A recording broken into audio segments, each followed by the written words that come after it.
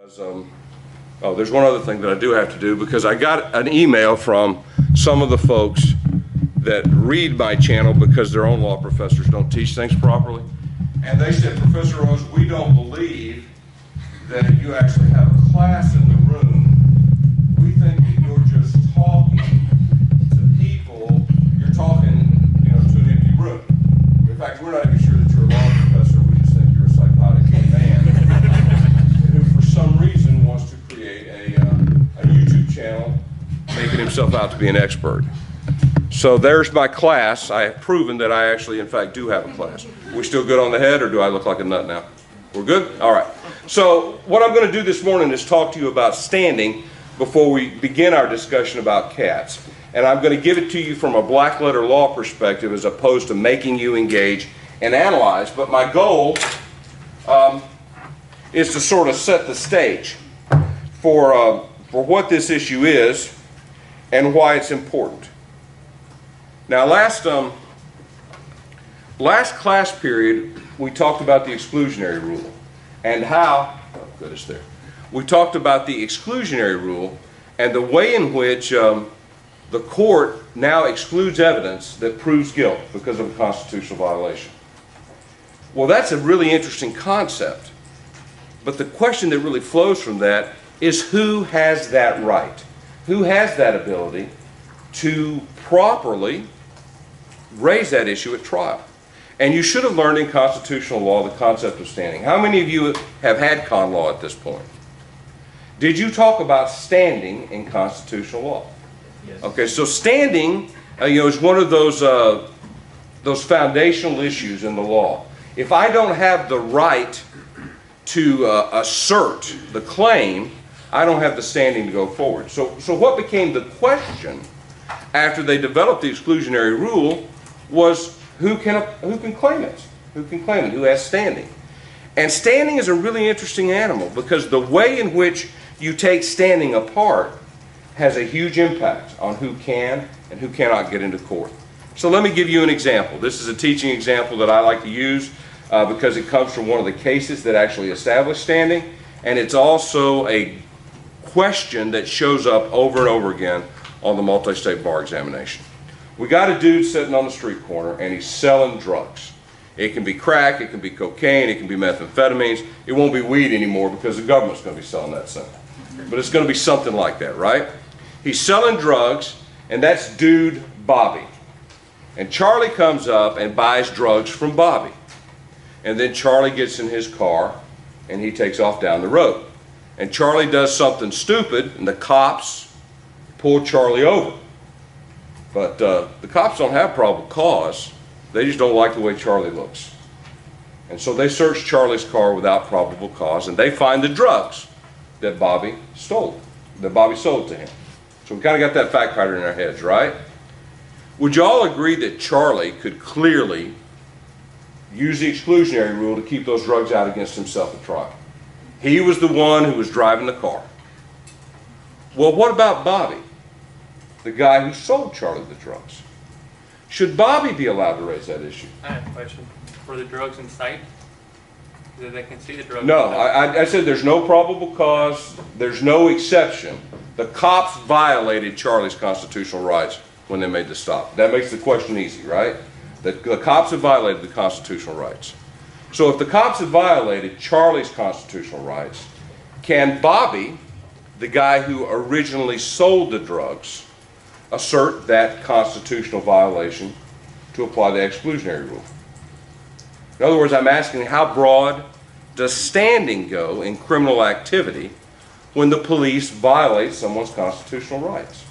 I mean, one way to look at it is the violation resulted in the acquisition of the drugs. The drugs have been poisoned by the violation, so anyone that they want to use those drugs against should be allowed to assert standing. Should be allowed to assert the exclusionary rule and keep it out. That's one way to look at it. Well, another way to look at it would be to say, hey, look, they violated Charlie's constitutional rights because they rousted him without probable cause. But they didn't do anything to Bobby. Bobby's a drug dealer sitting on the corner. And why should Bobby be allowed to assert the constitutional right of Charlie to protect himself? That was the question that the court had in Rakas. That's really what they were looking at, is how broad does the idea of standing go when it comes to asserting an exclusionary rule argument. Now, what do you guys think the court would do? What would you want them to do? I was told that it was an unconstitutional search because For Charlie? Well, for both of them. Why? Because if we held that it was unconstitutional against one and not the other, then it would promote unconstitutional searches. Like, because they would still be able to, bring charges against one person. So you're focusing on the exclusionary rule, the purpose of the exclusionary rule, which is to protect the Constitution. The idea that the exclusionary rule is designed to limit police misconduct, and the cost that the police get is they can't use the evidence. Would anybody argue it the other way, that it should only apply to Charlie? Bobby shouldn't get the benefit of Charlie's constitutional violation? Yeah, Bilbo. I would argue it the other way because... Are those deer antlers on your helmet? Yes, they are real trees.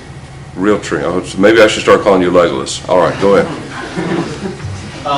I would say the Fourth Amendment applies to unreasonable searches and seizures. Bobby, the drug dealer, was not searched. Therefore, the exclusionary rule should not apply to him because the Fourth Amendment protection does not kick into place because he was not searched. Well, would you agree that the way the court decides this is going to have a huge impact of how broad the exclusionary rule could apply, right? I think that that's true. When we go and look at it, these are actually the facts to a certain degree in Rakas v. Illinois, although we're talking about shotgun shells as opposed to drugs. And they find this shotgun and the rifle and the shells, they take him to the station. Here's the black letter law. And one of the things that I like to do is to pull out some language from the opinion and then rewrite it in plain English to see if I can understand it. And this is the black letter law that I pulled out of the Rakas opinion. To assert a Fourth Amendment right, the accused must either have a property or possessory interest in the automobile searched or in the property seized. Failure to show any legitimate expectation of privacy in the glove compartment or area under the seat of the vehicle in which they were merely passengers meant that they were not entitled to challenge the search of those areas. The idea being that the rights assured by the Fourth Amendment are personal rights and not rights that apply to things. This is what the court is saying to us. Those personal rights, we can use the exclusionary rule, but we look on the extent of the particular defendant's rights, which means it becomes a factual question, right? We have to compare the facts and determine to what extent the person who wishes to assert the exclusionary rule has a legitimate expectation of privacy based upon a property or possessory interest. Now, that's interesting. It also caused a phenomenal problem. When it's a car, I can sort it out, right? What about when you're a guest in a motel room? What about when you're a guest in someone's home? Does it matter whether you stay 1 day, 2 days, 3 days? If you're a guest in someone's home, does it make a difference if you have a suitcase that you keep locked when you're not in the room? Does keeping your suitcase open somehow create this issue? What about when we've got an opportunity to engage in criminal activity in someone else's place and I've got permission to be there? All these questions start to pop up once you split the baby of standing based upon the property or possessory interest.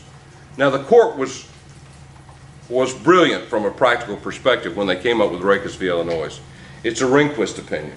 And I'll tell you now, whenever you read a Rehnquist opinion in the criminal law, it is almost always going to cut in favor of the government, and it is going to limit the possibility of relief for the defendant. And sometimes it even removes entire categories from future appellate review. Rehnquist is not the friend of the individual when it comes to the criminal law. That's just not the way that he looked at it. He was a systemic guy who wrote very much in favor of the government, and he was really smart about it. So Rehnquist opinions, you come to them thinking that the government's going to get the benefit, and in some way the individual is not going to get the benefit. And you have to read them with that in mind. And this is a brilliant Rehnquist opinion. Now, the next case is Minnesota v. Carter. I'm not going to talk about Minnesota v. Carter today. It's your job to read that one, and we'll come back to Minnesota v. Carter after we've talked about reasonable expectation of privacy. All right? So just to recap, as we talk about this idea of standing, what you ought to keep clear in your head, the person who asserts standing to raise an exclusionary argument must have, from a Fourth Amendment perspective, a property or possessory interest in the place or the item that is searched or taken. So if I don't have a property or possessory interest in it, I don't even have the ability to assert standing. Think back to the little exercise that we did the first day of class, where we talked about the guy with the suitcase that had his name on it. And then he gets in with the cops, and he says to the cops, "Hey, that's not mine. Somebody just gave it to me." You could make an argument as a government counsel at that point, "Hey, Your Honor, he doesn't even have standing to assert the exclusionary rule. Even if we did violate the constitutional rights, they weren't his constitutional rights that we violated. They were the rights of whoever gave him that suitcase." And by his own admission, he said that it wasn't his. So you can play with these sorts of things in a lot of different ways. It's the reason that learning this type of law takes a while, because each piece, like a layer or a ring in a tree, connects to the rest of it. We have to think all of it in context. Question? In that example you just gave, does his possession of the suitcase, that doesn't give him a possessory interest in money? That would be the counter argument from the defense counsel. So, Your Honor, even if it's not his, he was in possession and control of it, therefore he has the right to assert the exclusionary rule. And if I had that case for real, I've now got to go to the Fourth Amendment jurisprudence in my circuit, and I've got to look at what the courts have said. And it may be a factual issue that's never made it to the Supreme Court, where I don't have a test completely identifying the boundaries, or it may be that in my particular jurisdiction the court's spoken on it. I've got to do that work. That's the only way that I can be effective in that argument. And that holds true, by the way, for Fourth Amendment jurisprudence more than any other type of criminal federal jurisprudence. It is so fact specific, because on one fact can turn an issue. Standing, by the way, is a question that we always ask when we're analyzing a case. The first thing we want to know is whether or not we've got government action, because that implicates the Constitution. And then the second question that we ask is the person who's asserting the violation of the constitutional right, do they have standing to make that argument? It's a fundamental concept, but it's something that law professors always look for. It's also something that bar examiners who read essay questions. When you're talking the constitutional law, whether it's criminal or otherwise, one of the questions always is, do the litigants have standing to sue? Because if they don't have standing, you can make the case go away without ever addressing the fundamental issues that are behind it, which is exactly, by the way, what the appellate judges would prefer, right? They would rather decide the case without deciding the case. You know, make it go away, but not be on the record as having come down one way or the other, unless they've decided that they want to decide the issue. And you got to always remember the Supreme Court grants cert. They're not forced to take cases. So they choose cases that they're interested in based upon the legal issues. But what you'll also discover is they like to pick cases that have specific facts that are more likely to push the legal resolution in the manner in which they want it to go. although a Supreme Court justice would never admit to that. But yet reading it is relatively clear. It's human nature.